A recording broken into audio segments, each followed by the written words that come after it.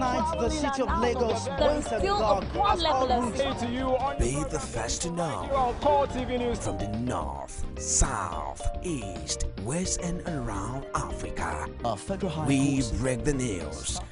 One Nigeria. Now you can catch all the actions live as the news breaks. We are Core TV News. Welcome to Core TV News. 24-hour news station.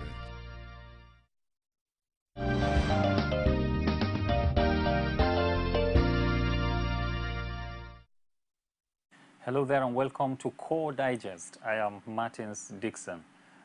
Today we will be looking at the recent happenings in Kano in association with Boko Haram mayhem, the frequent bomb attacks.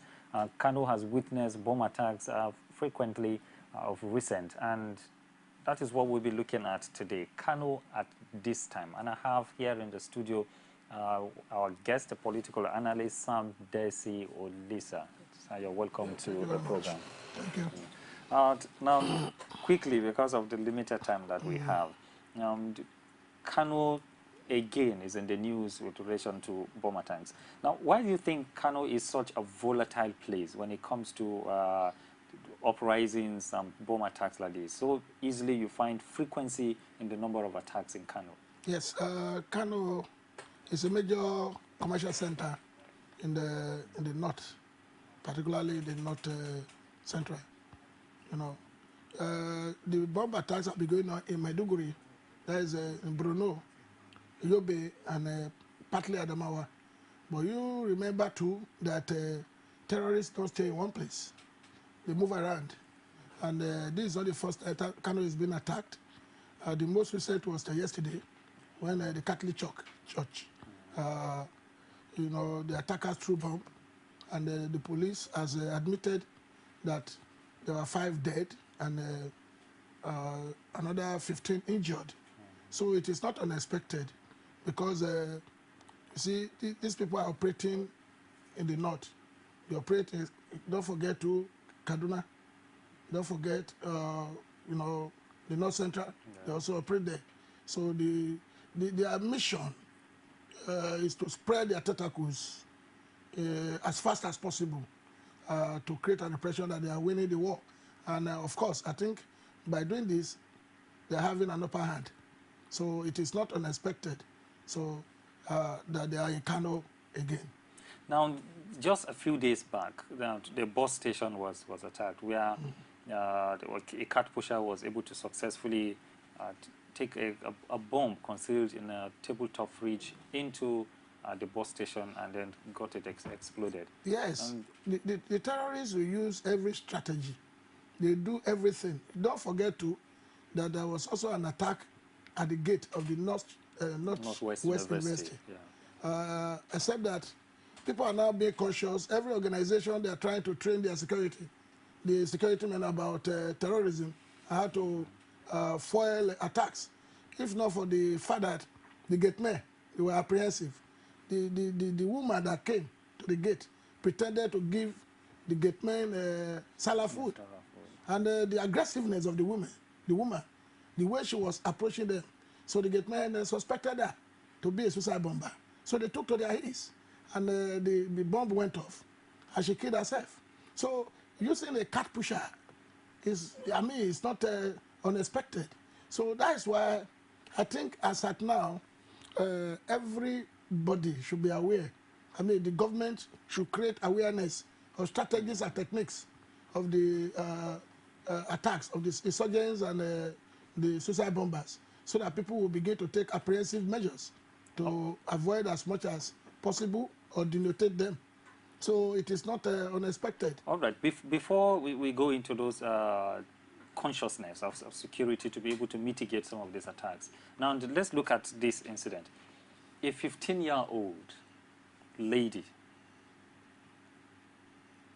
agreeing to become a suicide bomber. Now, this raises a lot of questions in the minds of Nigerians. A 15-year-old that is expected to be full of life, expected to have dreams and visions and goals. A 15-year-old, not a male, a female.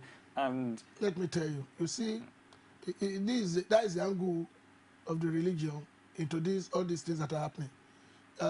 before somebody who accept to put a bomb on, such person must have been brainwashed or to believe that there is a reward.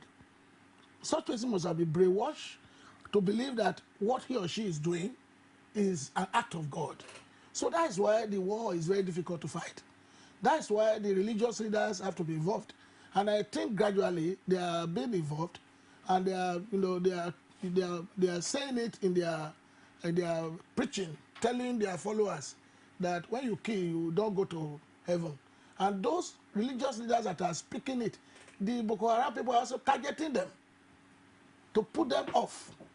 They hide behind religion to perpetrate all these atrocities. So for somebody 15 years to be ready to put on bomb, that person must have been brainwashed. She believes in what she's doing. So that is why the military too, they have to, what we need in the military is the morale to fight this battle. It's not just if you put an array of equipment, if you put an array of machine guns, and they don't have the morale, we cannot fight it. And again, it is very unfortunate that at this junction we have politicized the issue of Boko Haram. They shouldn't have been politicized at all. You remember when America was attacked? George Bush, all the presidents, doesn't matter which party you belong to, they came together as one. And that was the foundation of fighting terrorism in America. And their own was even worse off, because it was international terrorism. The enemies were not within America. They just came in to attack. The enemies were in Iraq, Pakistan, Afghanistan, in diaspora, Yemen. That is the Al-Qaeda. America took the battle to them. In unity, they took the battle to them.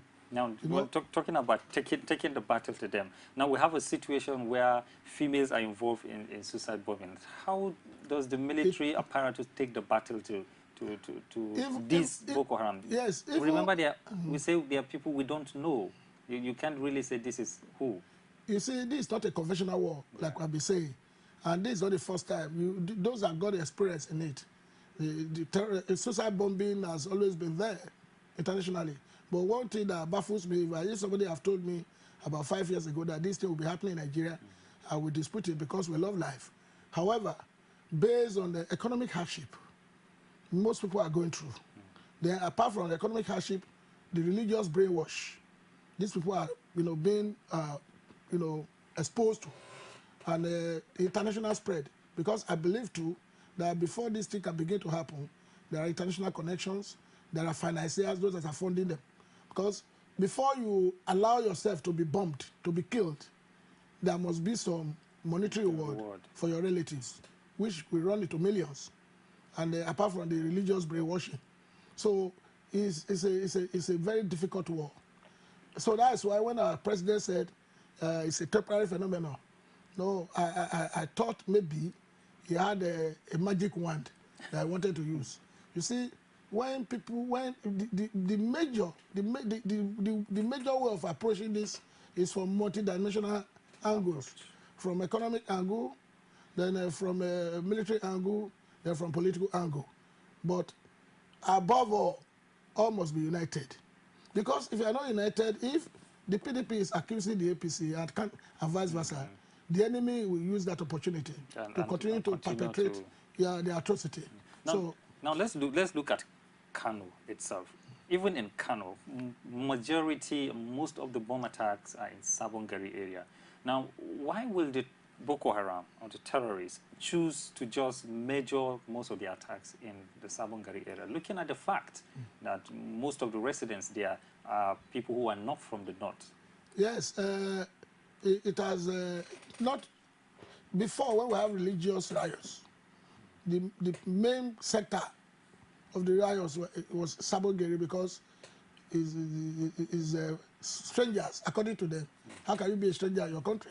Is not the core Hausa Fulani that are living in Sabon Gari. We have the Igbos, the Yorubas, that are living there. That is why we have most of the churches in Sabon Gari.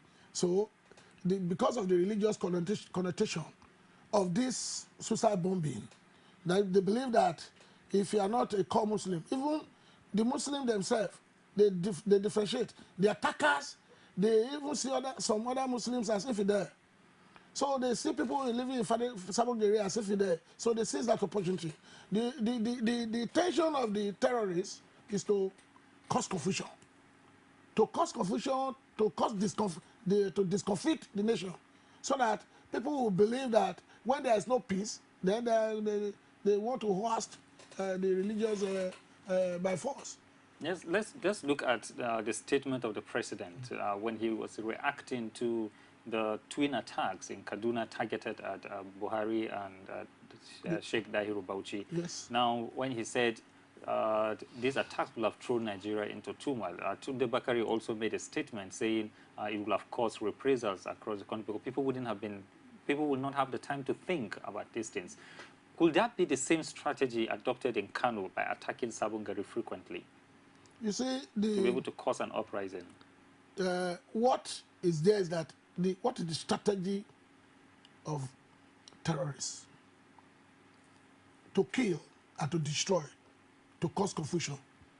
You see, the attack on Buhari and the religious leader Bauchi, these are key people in the society that have millions of followers. So when you kill the leader, you know definitely you cause an upheaval. So the president was right to have made that statement that if Buhari had been killed or the other religious leader Bauchi had been killed, you know that there will be turmoil. There's no doubt about it. But not having said that, people are being killed. We are losing life every day. The Chibok girls are still being held captive. So the confusion is still there, except that these are big fish. The attackers is terrorists and the Boko Haram, they would like to catch big fish to create an impression that they are very legal.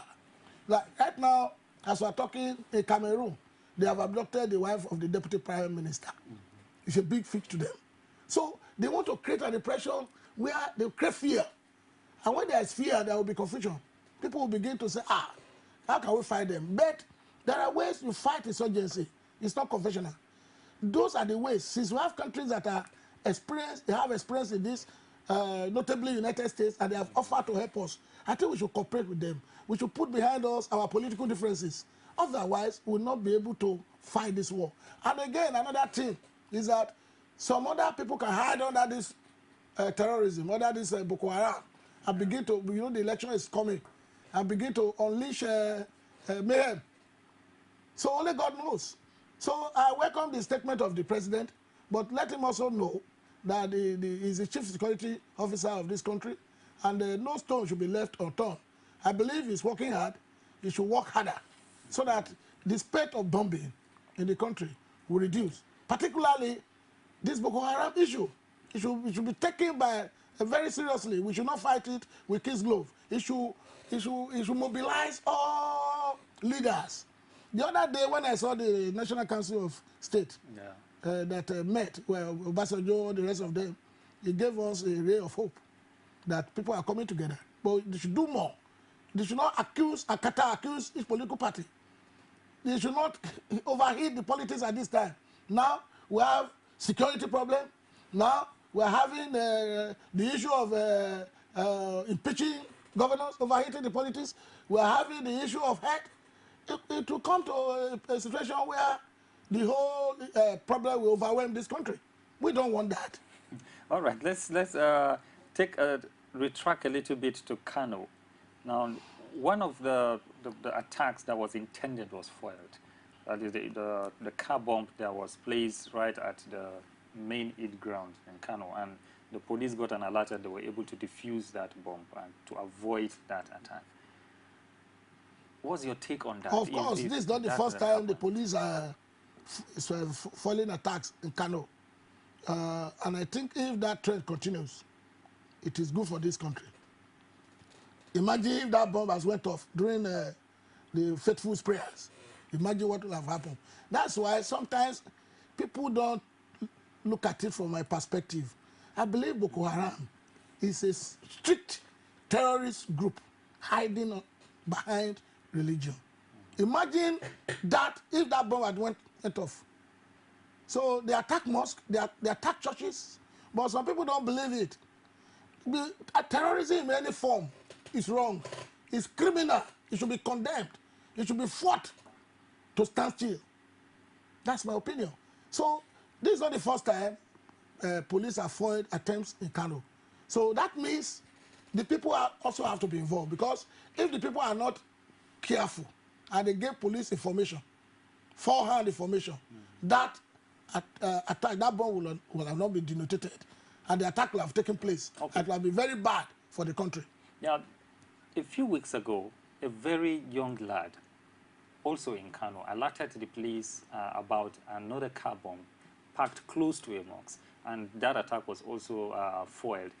The same way, this one, someone also alerted the police of an abandoned car, and then it was also foiled. Now, we say that Kano is taking a very positive trend by the populace being sensitive to whatever materials. And what should the rest of the nation do?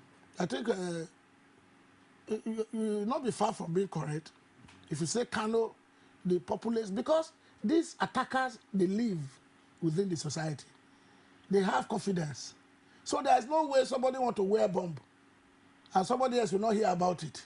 So I think we should take a cue from there. And if you wake up and you find an unusual car parked in front of your house, you should raise an alarm immediately. Or in front of your church.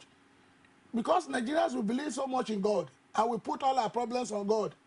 God will help us. God will do this. God has helped us. We too should be very, very careful. The society has changed. We are now no more in a free society. Another dimension has come into this country. Terrorism. Yeah. It could happen anywhere. You remember Shekau said it in one of his videos that he was the one that was responsible for the bomb in Apapa. So this is Nigeria. If they can go to Cameroon, adopt the wife of the deputy prime minister, I mean, they are gaining upper hand. It's very unfortunate. It's the Nigerian armed forces that should be gaining upper hand. Our security agents that should be gaining upper hand. But as of now, they are gaining upper hand. They are caution. They are much more aggressive because of what they believe in and because of their own motivation. Their belief, first of all, to destroy is part of their motivation. Our own security forces should be adequately motivated. They should be motivated. There should be insurance cover for our soldiers. They should be motivated with a reward of success in every operation. They should be equipped, adequately equipped. We are no more in the era where you incapacitate the army or the air force or the navy so that they will not organize a coup. Because now it is their turn to defend the integrity of this country, to defend the national sovereignty of this country.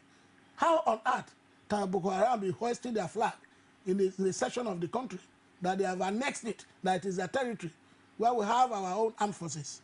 So what I'm saying in essence is that we have entered a new stage in our society where everybody has to be very conscious of security. Now, this consciousness, to a large extent, will you say that there's an effective and the expected level of consciousness or awareness being created, especially with the media, because the media goes a long way in enlightening the people on how to be conscious? And do we have such messages running through the media aggressively? I think the media is trying their best presently. When I go on internet, when I go on websites, I see a lot of, materials on put in by the media. But how many Nigerians have access to internet? How many Nigerians can go on website? I think the awareness of security and how to assist as an individual to foil attacks should start from local government. The local government, the state government should be able to go all out, blast. Having pamphlets, having a public place discussion to create awareness to the grassroots. Because it's a war. We have to fight to the grassroots, not just ordinary paper, not just the press. How many Nigerians have access to newspapers? With this, with the diet of electricity, how many Nigerians watch television? So it's direct contact by the local government, the state government that are closer to the people to create this awareness. Now, Kano being the second largest city in Nigeria, being targeted by Boko Haram most frequently. Will you say is the number of the population that is attracting such an attack? Of course. And everywhere terrorists want to attack, they want dense population. We thank God, like I said earlier, we Nigerians rely on God always, that they are not yet, Lagos is the most populated. We pray they will not come here. So Kano is in the north and is the most populated city in the north. So their target, the more devastating the attack will be, is what they want. And you don't forget that when there is high population density, then the attack will be devastating. That's why they zero in on Kano. Now, before we begin to take some messages on our Facebook page, we see some people are giving us feeds. Now, let's look at this. You made mention earlier that the perpetrators hide under religion, and they perpetrated that. And Nigeria was divided at that point. Possibly, it helped the attacks to continue.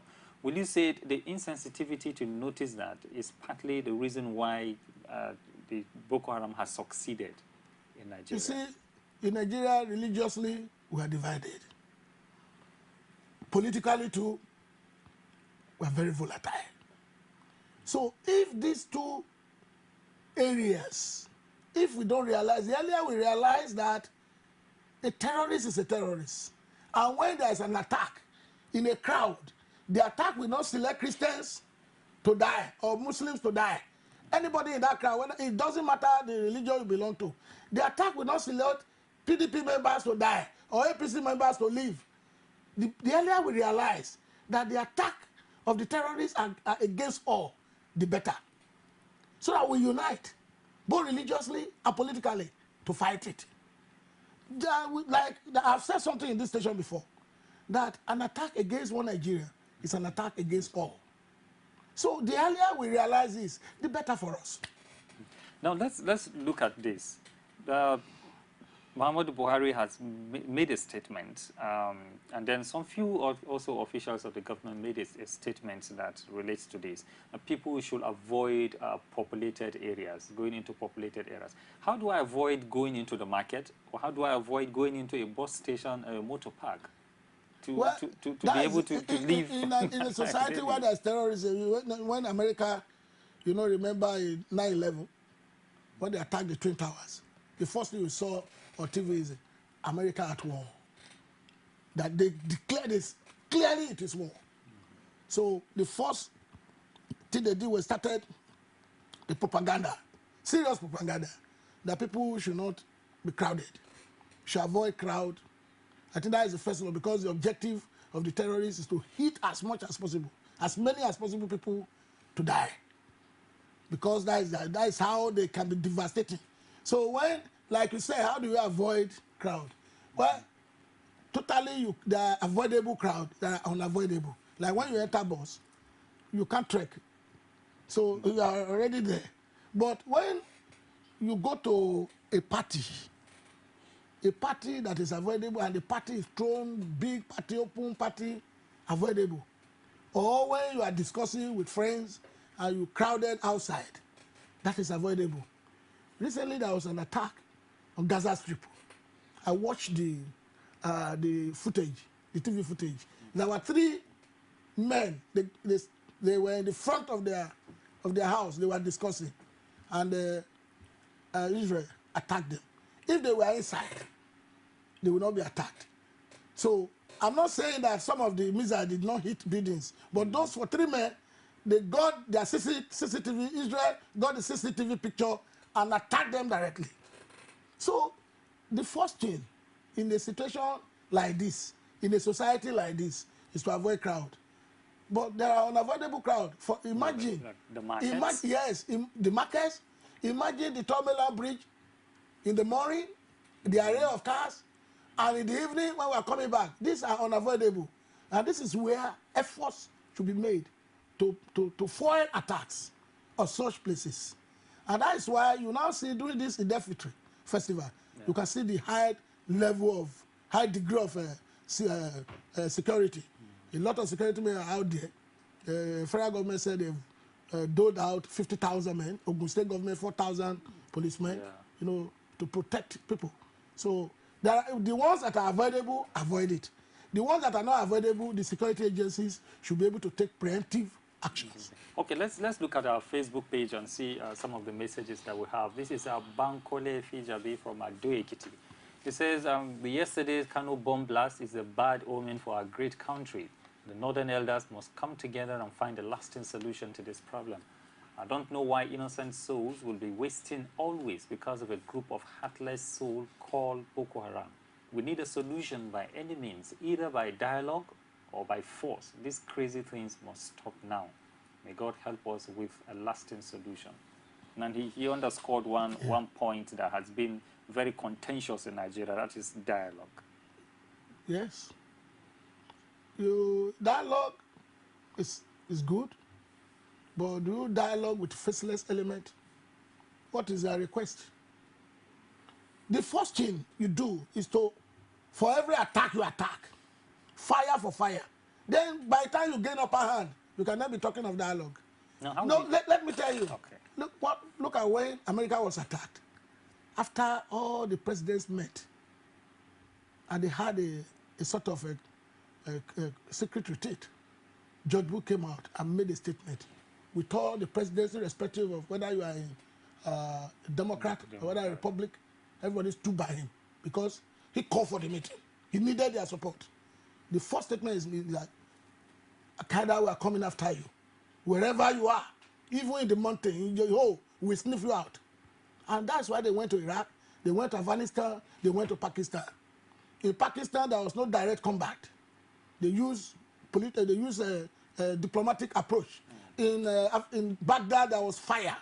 In Afghanistan, there was serious fire. So at the end of the day, Osama bin Laden was killed. After the first attack, they gave it force, but later they started using intelligence to mop up. Using intelligence, they got Osama bin Laden. Then lastly, they were using dialogue. Don't forget recently, one American soldier was released.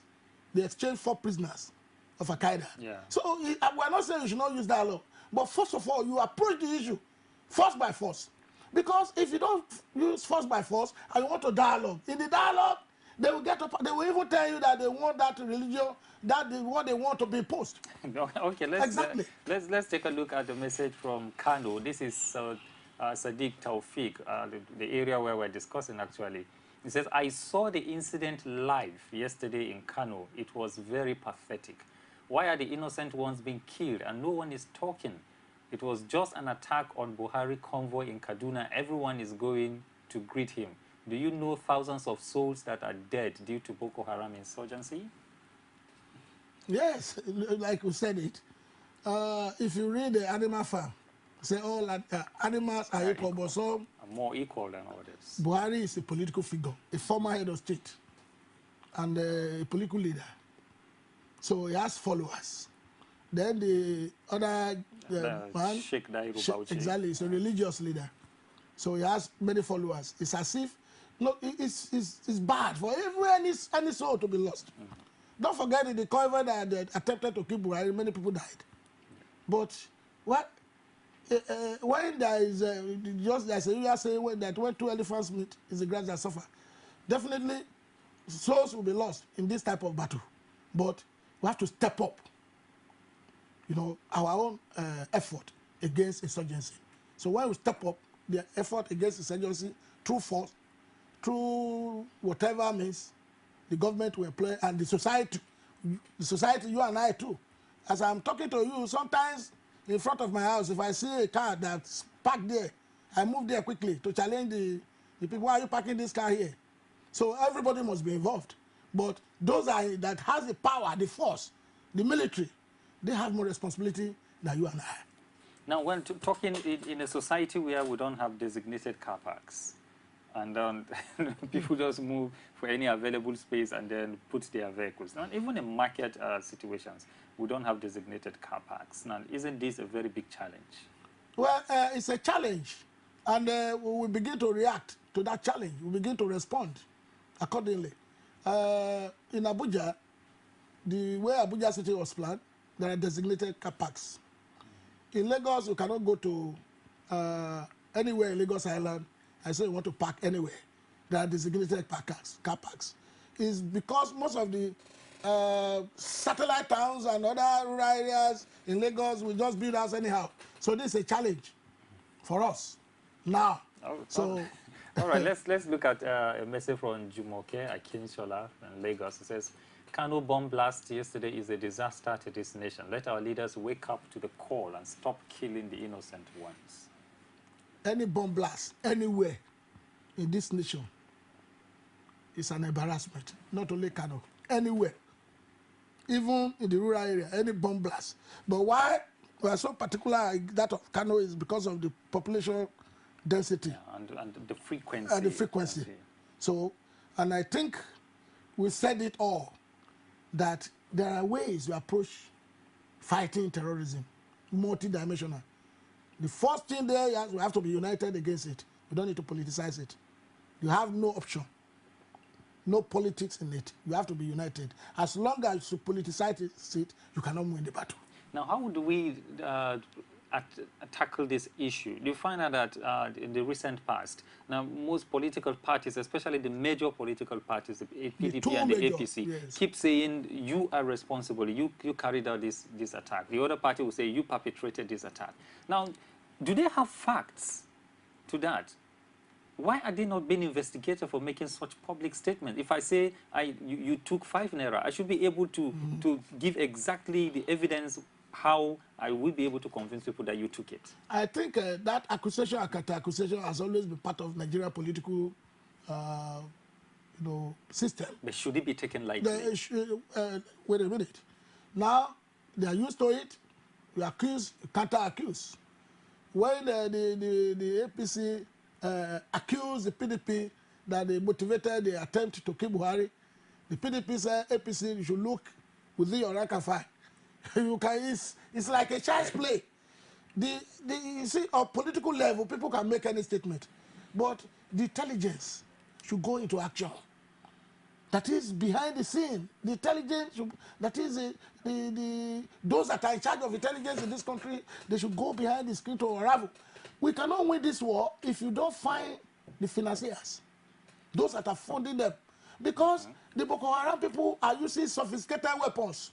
The weapons fall from heaven. They are using a lot of vehicles, brand new vehicles. They are using APC, armor personnel carriers. Definitely, they are being funded by money bags. So the intelligence will go behind the scene to unravel those that are funding them. Once you unravel that and you cut off the fund, we have won the war halfway. But when you begin to arrest boys, their agents, suicide bombers, they will recruit more.